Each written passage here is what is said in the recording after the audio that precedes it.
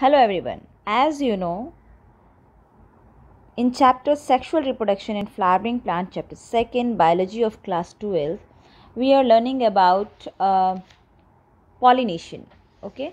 In our last video, you learn what is pollination, how the pollen tube entered, on the base of entry of pollen tube, how many type of ovules. Okay.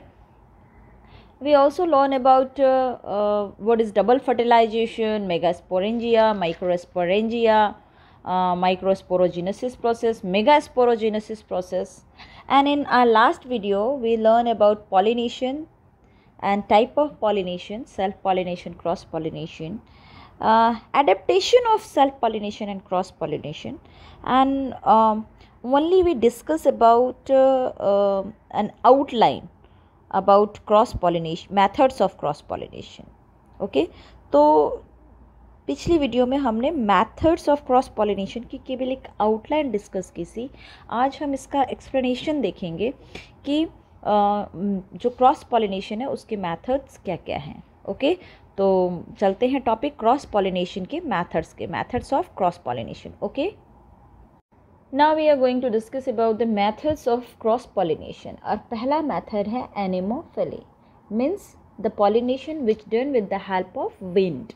Okay, या कह सकते हैं transfer of pollen grain from anther of one plant to the stigma, ठीक है, of same plant or another plant of same species by the help of wind is known as anemophily. ऐसे plant जो pollinate होते हैं wind से, उनके pollen grain की कुछ खास कैरेक्टर्स होते हैं. तो what are they characters? These characters, the pollen grain must be dry completely, they are small in size, they are light in weight, okay, and then they must free from mucus, यानी stickiness नहीं होना चाहिए. Okay, चिपचिपाहट नहीं होना चाहिए उनमें. और एक और चीज़, विंड से पॉलिनेट होने के लिए जो भी प्लांट विंड से पॉलिनेट होते हैं, a large number of pollen grain they have to be disperse in the air. हवा में बहुत ज़्यादा नंबर में पॉलन ग्रेन उनको छोड़ने पड़ते हैं या उनको डालने पड़ते हैं, स्कैटर्ड करने पड़ते हैं, डिस्पर्स करने पड़ते हैं.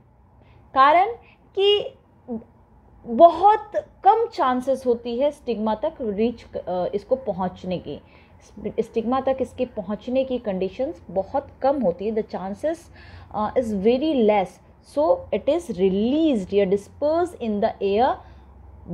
That type of plant disperse the pollen grain in large number, okay, because chances are very negligible to reach on the stigma. तो ये एनेमोफिली. एक एग्जाम्पल और बता रही हूँ, मेज. मेज एक एग्जाम्पल है. मेज का डायग्राम मैं बता रही हूँ आपको. देखिए, ये एक प्लांट है, ऐसा प्लांट जिसमें ओव्यूल तो एक ही होता है, बट उसके जो स्टाइल और स्टिग्मा होते हैं, दे आर मैनी. आप देख सकते हैं इसमें खूब सारे स्टिग्मा, आपको खूब सारे स्टाइल विथ स्टिग्मा दिखेंगे. ये सारे स्टिग्मा हैं ताकि हवा में उड़ के आने वाले पॉलन ग्रेन को ये इजीली कैच कर सके. Okay, but ovule is on. तो मोस्टली मेज वगैरह में भी ऐसा ही होता है. तो ये एक प्लांट का एग्जांपल बता रही हूँ. दे आर, इसको एनलार्ज करके बताया गया है. These all are stigma, okay, ताकि हवा में फैले हुए जितने भी पॉलन ग्रेन हैं, है ना, ज़्यादा से ज़्यादा पॉलन ग्रेन को रिसीव कर सकें या पॉलन ग्रेन को रिसीव कर सकें, ताकि एक कभी फर्टिलाइजेशन हो सके, क्योंकि चांसेस बहुत कम रहती हैं फर्टिलाइजेशन होने की हवा में. ओके, तो पॉलिनेशन मेज़ का अगर देखा जाए तो मेज़ मोनोसियस प्लांट है, और जिसमें मेल और female flower are born on the same plant, एक ही प्लांट में होते हैं. और these male inflorescence को कहते हैं tassel. These are known as tassel. Male flowers को कहते हैं क्या? टेसिला. जो फीमेल फ्लावर तक पहुंचना होता है उनको. तो मेज क्या करती है, लार्ज नंबर में पॉलन ग्रेन्स को रिलीज़ करती है हवा में. और ऑब्वियसली पॉलन ग्रेन लाइट होते हैं वेट में, और स्टिक फ्री होते हैं, स्टिकीनेस नहीं होते हैं, और कंप्लीटली ड्राई होते हैं। ओके, और इनके द्वारा कैच किए जाते हैं। The pollen drops from the tassel is caught by stigma. ये जो टेसिला है इनके स्टिग्मा से कैच कर लिए जाते हैं। ओके, और पॉलिनेट होता है। तो ये हमारा एग्जाम्पल था एनोमोफिली विंड पॉलिनेशन का। The second method of cross pollination is the pollination done by water. Pollination by water, it is known as hydrophily. Okay, hydro means water,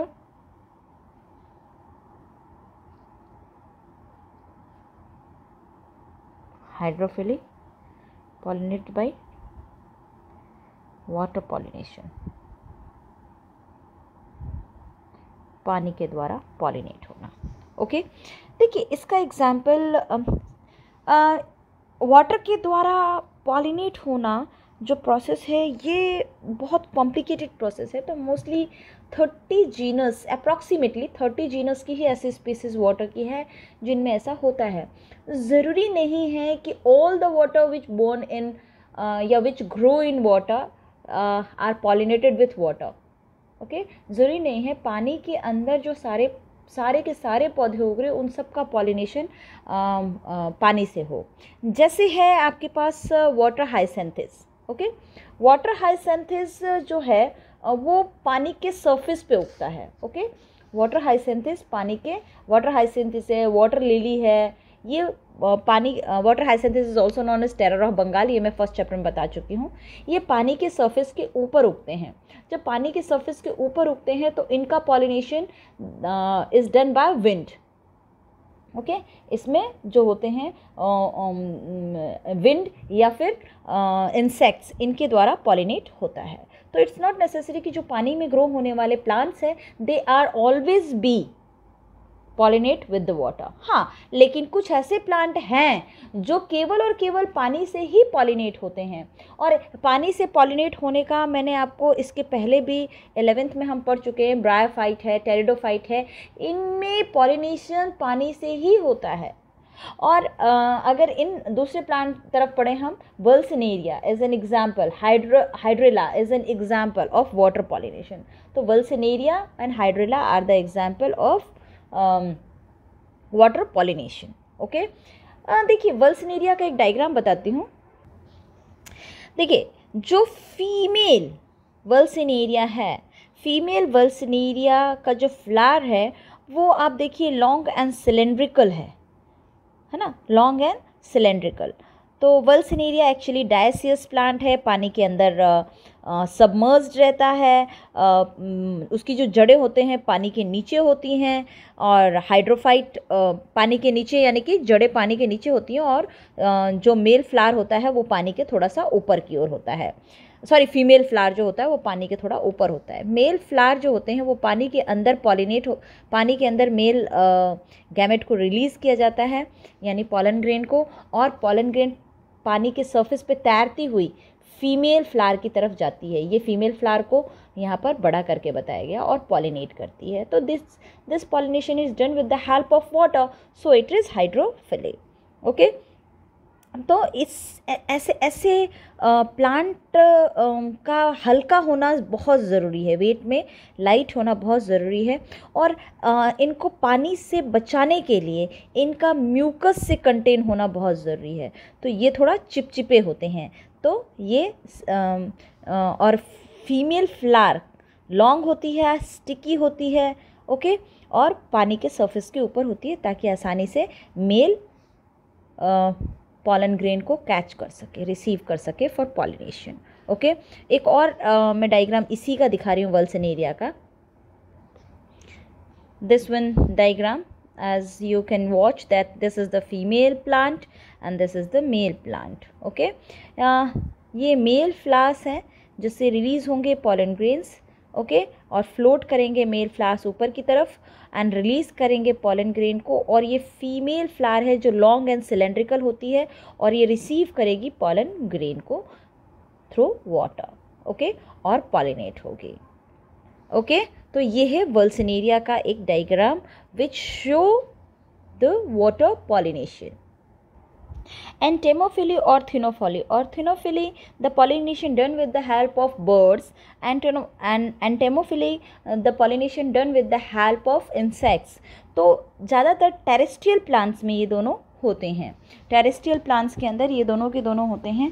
और एक और चीज़ बता दूँ, एंटोमोलॉजी में कुछ ऐसे प्लांट होते हैं जिनका पॉलिनेशन जो इंसेक्ट्स होते हैं यूज़ करते हैं उनके फ्लावर को टू ले एग, अंडे देने के लिए, और वो उसमें अंडे देते हैं और अंडे ही उनका पॉलिनेशन करते हैं। ओके, और कुछ ऐसे भी प्लांट होते हैं जैसे यूका।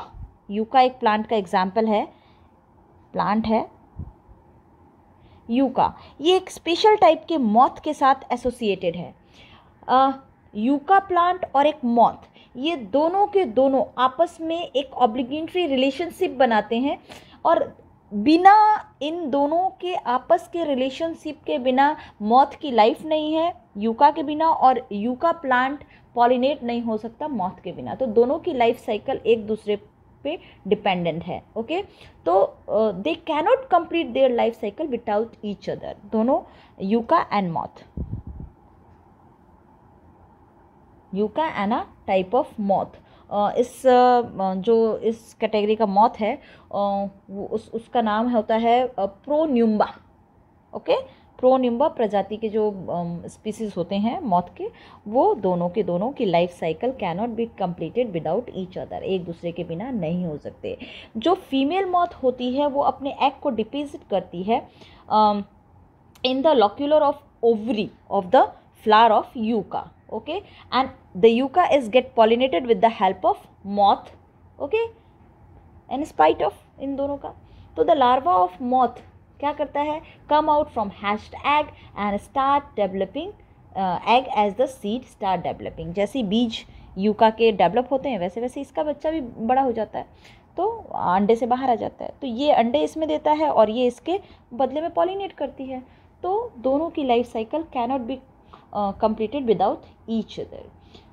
तो ये एनाटोमोलॉजी का खास एक फीचर्स था। कुछ ऐसे भी होते हैं प्लांट जो अपनी लाइफ साइकिल और एनिमल लाइफ साइकिल अपने एक दूसरे के बिना कंप्लीट नहीं कर सकते। Ornithology obviously the pollination done with the help of birds. Last में बता रही थी चिरोपेट्री। देखिए, कुछ ऐसे प्लांट होते हैं जो रात को खिलते हैं, तो रात को खिलते हैं तो birds are not there, insects are not there, then who pollinate them, then bat, the nocturnal animal pollinate them. तो चेरोपेटरी वैसे प्लांट्स जिनका नॉक्टर्नल एनिमल लाइक बैट क्या करते हैं, पॉलिनेशन करते हैं। ओके, तो ये चेरोपेटरी। तो ये कुछ मैथड्स थे ऑफ क्रॉस पॉलिनेशन जिसका हमने आज। Now we are going to discuss about outbreeding device. देखिए, आउटब्रीडिंग डिवाइस मोस्टली आप जनरली कह सकते हैं दैट ऑल्सो एडेप्टेशन, जो हमने पिछली वीडियो में अपने पढ़ा था, एडेप्टेशन ऑफ क्रॉस पॉलिनेशन वही है। तो आउटब्रीडिंग का मतलब ये है कि प्लांट जो है अगर एक ही तरीके के पौधे का बार बार सेम प्लांट का सेम फ्लावर के साथ अगर पॉलिनेशन होता रहेगा then it cause inbreeding. Okay, तो since continuous self pollination result inbreeding depression, so the flower of plant अपने आप ही पौधा जो होता है फूल का इन ब्रीडिंग को कम करने के लिए आउट ब्रीडिंग स्टार्ट कर देता है। आउट ब्रीडिंग को इंक्रीज करने वाला इस तरीके का मेथड, इस तरीके का प्रोसेस, इस तरीके का डिवाइस डेवलप करना शुरू कर देता है। तो प्लांट में ही ऐसी स्ट्रक्चर बन जाती है जो क्रॉस पॉलिनेशन कर सके। क्रॉस पॉलिनेशन से ही आउटब्रीडिंग होगा और क्रॉस पॉलिनेशन से ही हाइब्रिडाइजेशन होगा, और नए प्लांट एवोल्यूशन सब क्रॉस पॉलिनेशन से होता है। ओके, तो cross pollination is very important for evolution. तो आउटब्रीडिंग डिवाइस जो होगा उसके अंदर हम पढ़ रहे हैं। आउटब्रीडिंग डिवाइस पहला आ जाता है जो पिछली बार हम डिस्कस कर चुके हैं, सो हम इस बार डिस्कस नहीं करेंगे। Same the adaptation of cross pollination. तो फर्स्ट है unisexuality, which discussed in the last video. Unisexuality, अगर plant either it may be male or may be female. Unisexuality means male flower and female flower are present on different plant or either on same plant but male and female flowers are अलग, different. Okay, तो अलग अलग अगर होंगे तो they also promote cross breeding, cross pollination. तो ये outbreeding की डिवाइस है. मोनोसियस डाइसियस दोनों तरीके के प्लांट होते हैं. दूसरा है डाइकोगेमी. ओके, नेक्स्ट है dichogamy. Dichogamy means maturity time is different. If flower is bisexual then their maturity time is different from anther and stigma. The maturity period time is different. In bisexual flower anther and stigma mature at different time. और अलग अगर mail और female flower अलग अलग time पे bisexual होने के बाद भी मेल और फीमेल पार्ट अगर अलग अलग टाइम पे मैच्योर होंगे तो भी ये प्रमोट करता है क्रॉस पॉलिनेशन को, सेल्फ पॉलिनेशन को नहीं. तो ये भी आउटब्रीडिंग की एक डिवाइस है. ओके, हो सकता है पहले मेल पार्ट जो है स्टिग्मा से पहले स्टैमन मैच्योर हो जाए, उसे कहते हैं protandry. If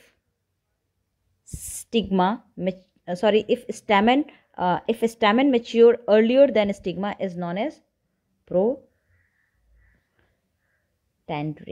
Okay, if stigma mature earlier than stamen it is known as protocany.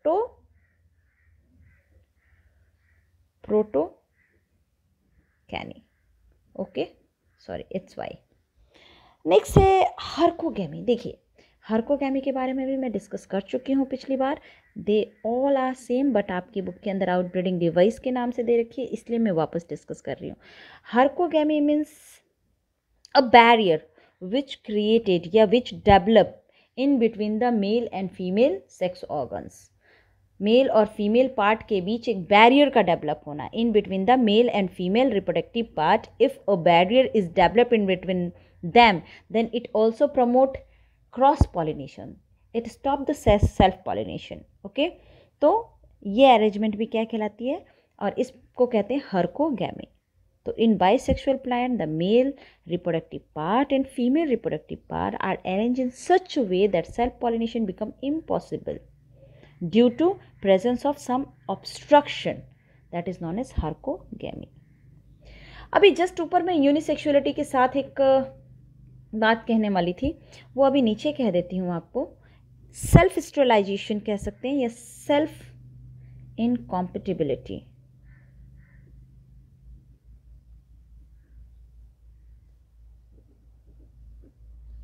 और कह सकते हैं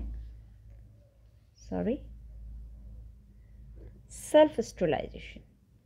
हो सकता है मेल या फीमेल फ्लावर स्टेरिलाइज हो जाए. दोनों में से मेल पार्ट, एक फ्लावर बाइसेक्सुअल है या हम यूनिसेक्सुअल की बात करें, लेकिन मान लीजिए फ्लावर बाइसेक्सुअल है, बट बाइसेक्सुअलिटी में मेल पार्ट और आइदर फीमेल पार्ट दोनों में से कोई भी अगर एक स्टेरिलाइज हो जाए तो ऑब्वियसली इसमें क्रॉस पॉलिनेशन होगा, सेल्फ पॉलिनेशन नहीं होगा.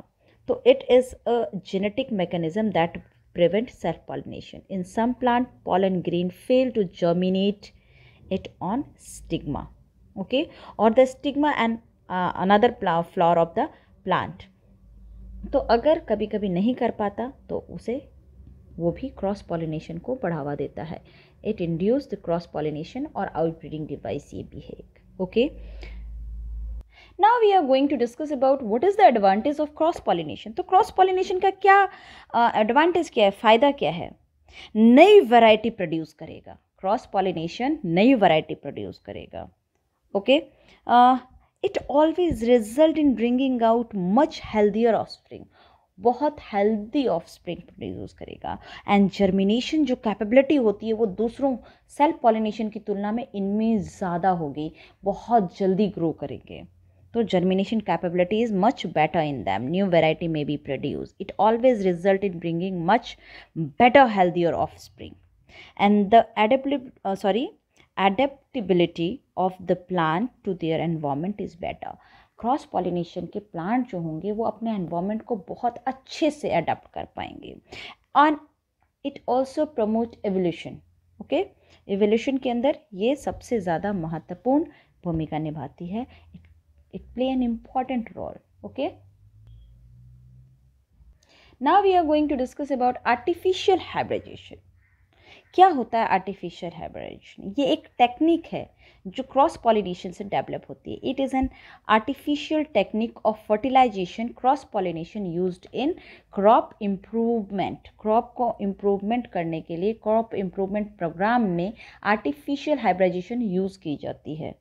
ओके इसमें क्या किया जाता है कि in this approach the stigma is protected from contaminated of desire या अनवांटेड पॉलन ग्रेन. जो भी पॉलन ग्रेन होती है जो हमें नहीं चाहिए, जिससे प्लांट जो हमें चाहिए pollen grain, healthier pollen grain, उसको हम स्टिग्मा पे जर्मिनेट कराते हैं और जो नहीं चाहिए उसको हटा देते हैं. उसको हटाने के लिए कई तरीके हैं. तो डिज़ायर पॉलन ग्रेन को हम स्टिग्मा पे जर्मिनेट कराते हैं. ऑब्वियसली आर्टिफिशियली, नेचुरली तो हो नहीं सकता हवा से वगैरह वगैरह, तो हम ब्रश की सहायता से आर्टिफिशियल पॉलिनेशन कराते हैं. आर्टिफिशियल पॉलिनेशन जब कैसे करा सकते हैं, देखिए मैं एक थोड़ा सा एग्जांपल बता रही हूँ, आप ध्यान दीजिएगा.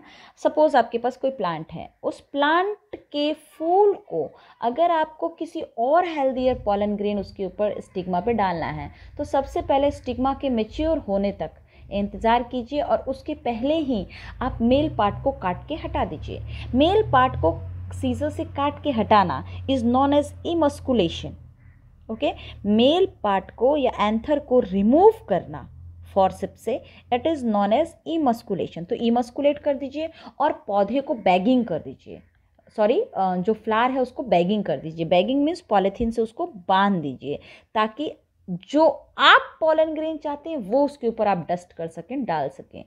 अगर आप बैगिंग नहीं करेंगे तो कोई भी हवा से या इंसेक्ट उसको पॉलिनेट कर देंगे और फिर आपको रिजल्ट नहीं मिलेगा. तो आर्टिफिशियल हाइब्रिडाइजेशन कराने के लिए इट्स मस्ट इम्पॉर्टेंट कि आप उसको इमस्कुलेट करें और बैगिंग करें, और बाद में जब वो मैच्योर हो जाए स्टिग्मा, उसके ऊपर डस्टिंग कर दें जो भी डिज़ायर पॉलन ग्रेन आपको चाहिए, और वापस रीबैगिंग कर दें. तो जैसा फ्रूट आपको चाहिए वैसा मिल जाएगा. ओके, तो आर्टिफिशियल टेक्निक के लिए 3 पार्ट ज़रूरी है. पहला 3 स्टेप कह सकते हैं ज़रूरी है. पहला emasculation, and second bagging, and third one is dusting of pollen grain. Sorry, pollen grain and rebagging.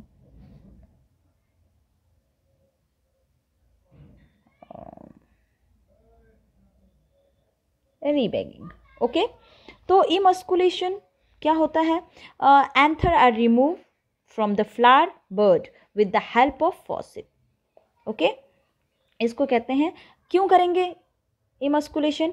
To prevent self pollination. Self pollination से बचाने के लिए. ऑब्वियसली आर्टिफिशियल हाइब्रिडाइजेशन है तो हम क्रॉस पॉलिनेशन ही कराएंगे.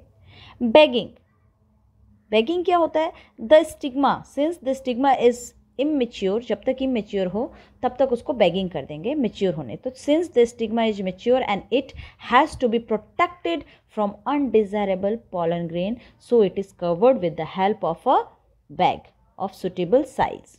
सही साइज़ का लेकर के, या फिर बटर पेपर से भी आप कर सकते हैं. This process is known as bagging. और फिर उसके बाद डस्टिंग कर देंगे ब्रश की हेल्प से. ओके, तो ये है artificial hybridisation. Artificial hybridisation plant में ही नहीं, एनिमल्स में भी कराया जाता है, आर्टिफिशियल इंसाइमिनेशन.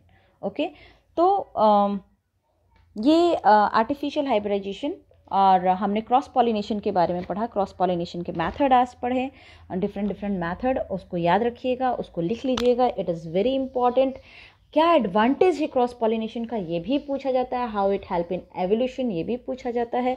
एंड आर्टिफिशियल हाइब्रिडाइजेशन क्या है और किस तरीके से करेंगे, इसके स्टेप्स बताइए. ओके, तो इनको लिख लीजिएगा कॉपी में नोट्स के तौर पे और इसको याद कर लीजिएगा. That is very important. और नेक्स्ट टॉपिक को हम अपने अगले वीडियो में पढ़ेंगे. आज के लिए इतना ही. Thank you.